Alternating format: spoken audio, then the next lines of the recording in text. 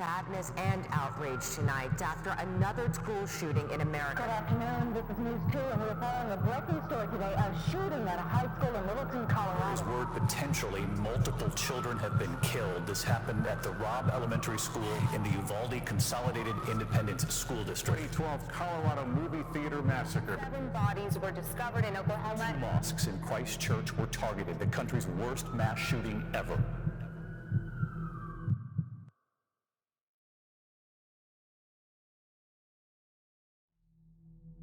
Hi everyone, I'm very happy to finally be back with another video for you guys.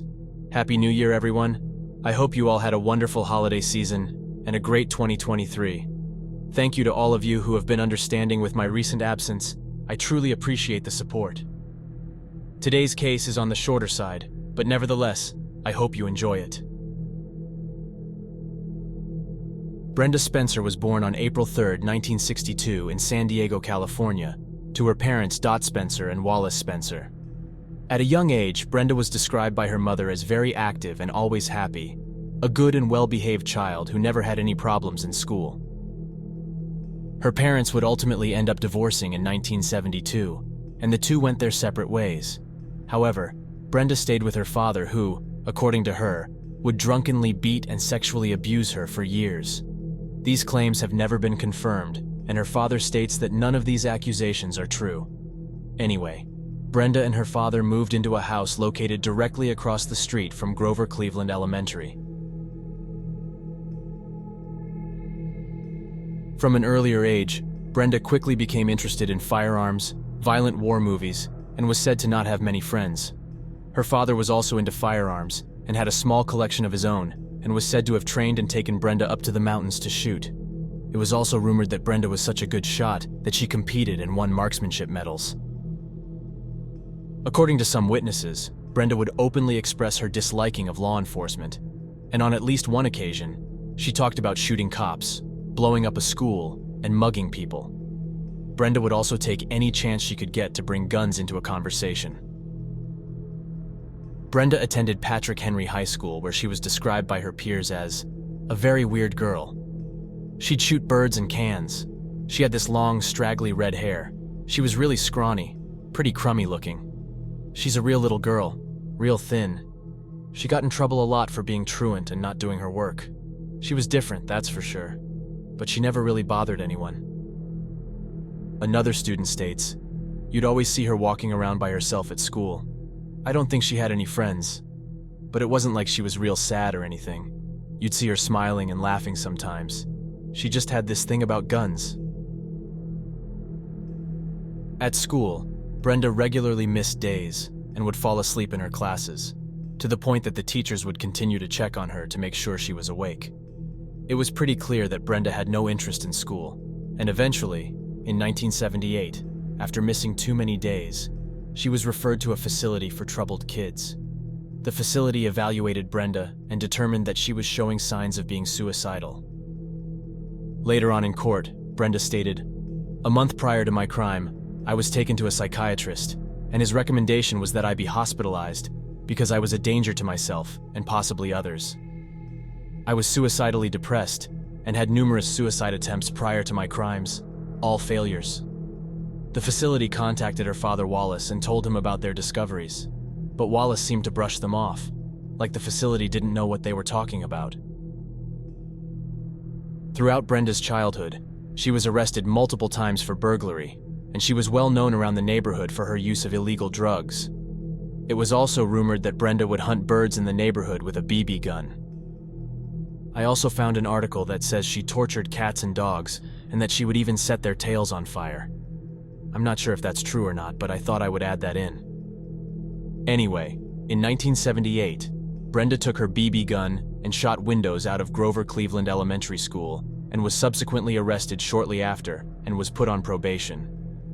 In December that same year, her probation officer set up and had Brenda undergo a psychiatric evaluation.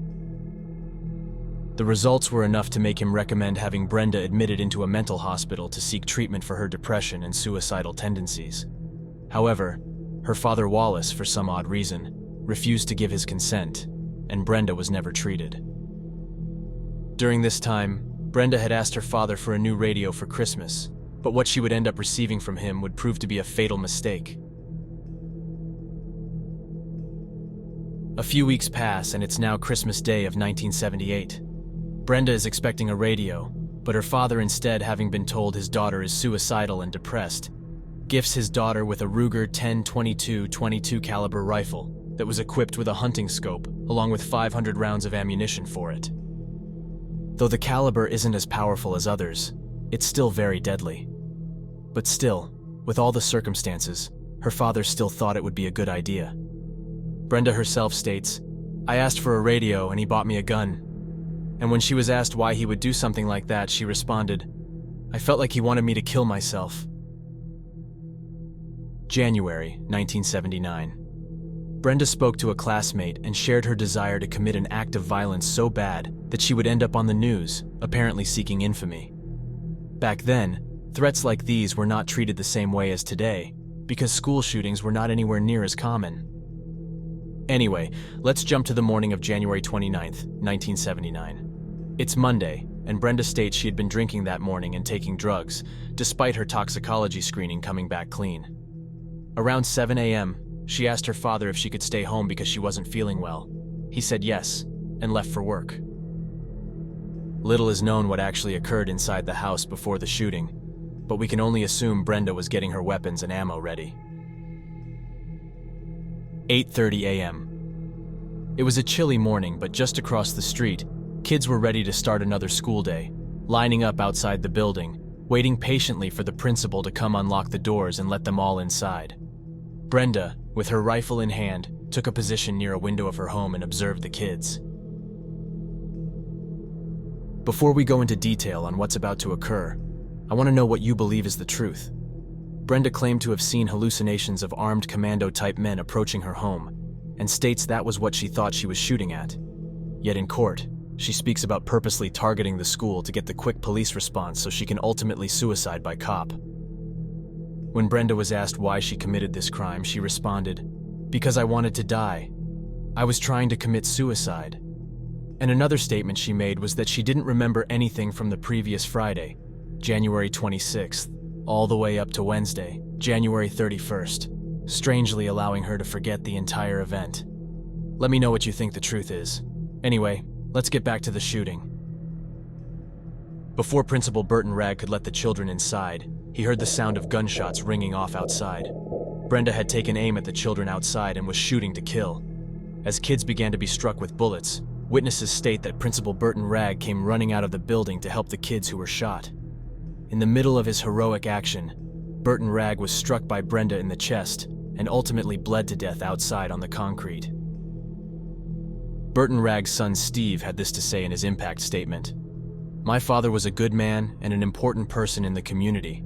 Being an elementary school principal at Cleveland Elementary, my father was responsible for the mental and physical well-being of several hundred school-age children. This task was something he did not take lightly. He understood the importance of education, how education taught responsibility and accountability. My father gave his life to protect those innocent children. Whereas he was not forced to protect the children from a sniper on that day, it is what he believed in his heart to be the right thing to do." Injured students ran inside and received medical aid from the school nurse. Bullets shattered windows, causing students to hit the deck and seek shelter behind objects in the room. 9-year-old Cam Miller was just dropped off by a parent and was walking up to the school when he saw the principal and custodian lying in a bush moaning. Suddenly, he was struck in the back, the bullet passing straight through him and exiting out his chest. With his left arm going completely numb and not knowing what just happened, he quickly ran with another student to the back of the school building where he found a teacher. The teacher ripped his blue vest off and saw a lot of blood coming from a bullet wound. He was taken to the auditorium and laid on the floor until help arrived. Now let's back up a second. As Principal Ragg fell, Michael Sucher, the school's custodian, who was often referred to as Mr. Mike by the children, jumped into action to save Ragg. Michael was also struck in the chest and was killed trying to save his friend.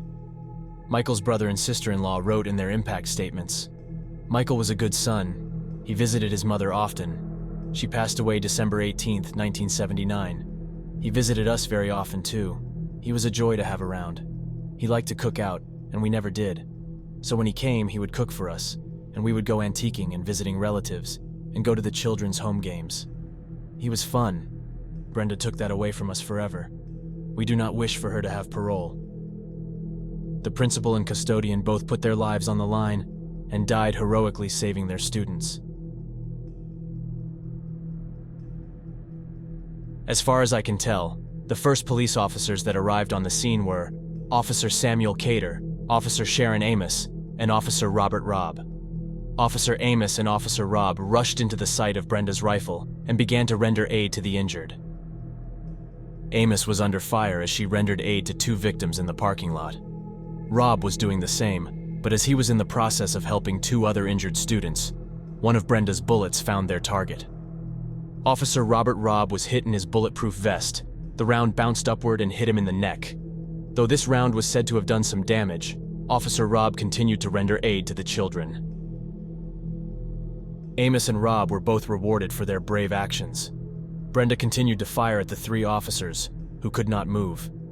Quickly thinking, Officer Theodore Kasanak commandeered a garbage truck from the neighborhood and drove it in front of Brenda's house, blocking her from taking any more lives. Police, now knowing the shooter couldn't see them or the school anymore, they quickly began to evacuate the injured and the students from inside the school. At this point, Brenda had injured 9 people and killed 2 others.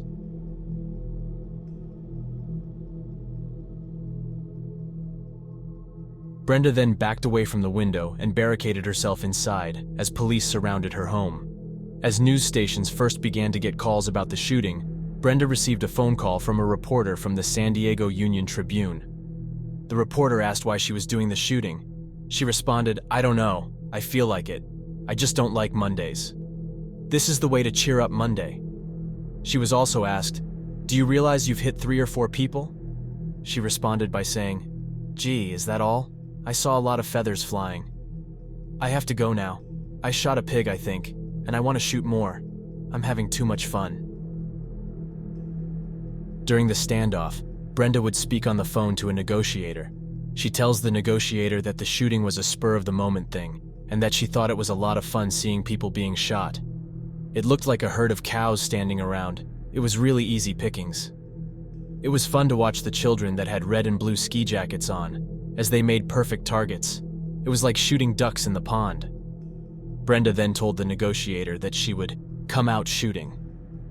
Officer Chester Thurston and Officer Paul Olson were working together on the phone with Brenda for 3 hours, negotiating a surrender. During the standoff, some of Brenda's family members told police that she fantasized in the past about being a sniper, and that she had a stockpile of ammunition still inside the house. Brenda admitted later in court that she was standing near the windows so the police could kill her, but they never did. The standoff lasted nearly 7 hours, and according to Brenda, she was getting tired from, quote, all the drugs and everything. Negotiators offered Brenda a meal from Burger King if she were to put her weapon down and surrender. So after about 7 hours, Brenda came outside and placed her weapon down on the driveway and was taken into custody. The event was finally over.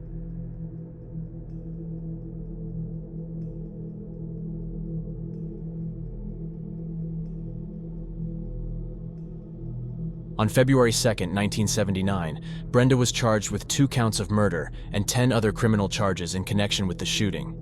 Brenda pleaded guilty for 2 counts of first-degree murder, and in exchange for her guilty plea, the charges for the non-fatal shootings were dropped. April 4, 1980. Just having turned 18, Brenda was sentenced to 25 years to life for the double murder. It wasn't until she was in prison that the allegations of sexual abuse by her father came up. But like I said earlier, these have never been confirmed. Yet Brenda still uses them as a contributing factor as to why the shooting happened. She also says she was intoxicated and on drugs during the event, despite records showing her toxicology screening showed no toxins. In 1993, she had her first parole hearing, where she stated she was on drugs during the event. She was denied parole.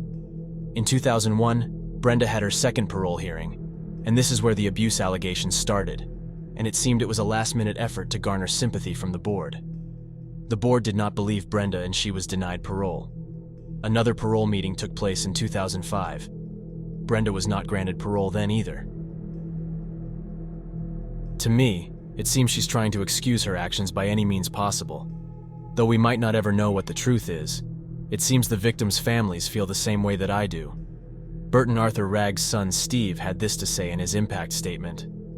I guess what bothers me the most is that Brenda Spencer, since committing these crimes, had never shown remorse for her actions, never admitted doing anything wrong, and lastly, has never been accountable for her actions. The lack of such recognition shows me that Brenda Spencer is not ready for today's society. Finally, I urge your board to take the necessary actions to deny any and all requests for Brenda Spencer's parole.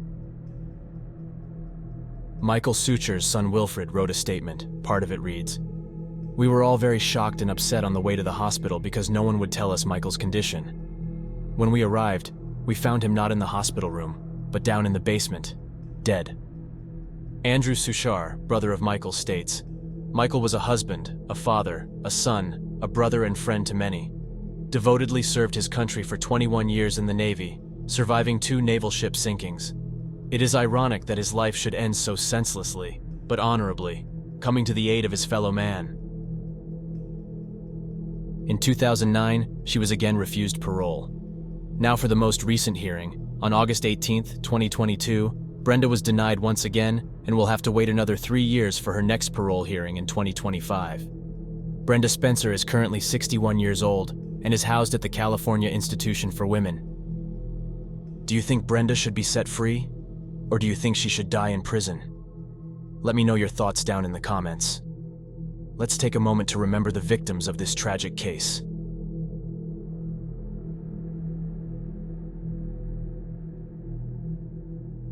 Michael Suchar and Burton Ragg. These two are credited for giving their own lives to save the children of Grover Cleveland Elementary.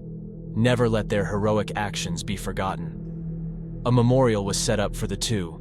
It's called They Cared Memorial.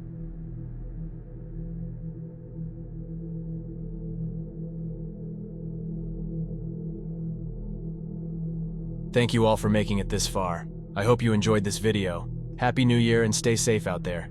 Until next time, peace.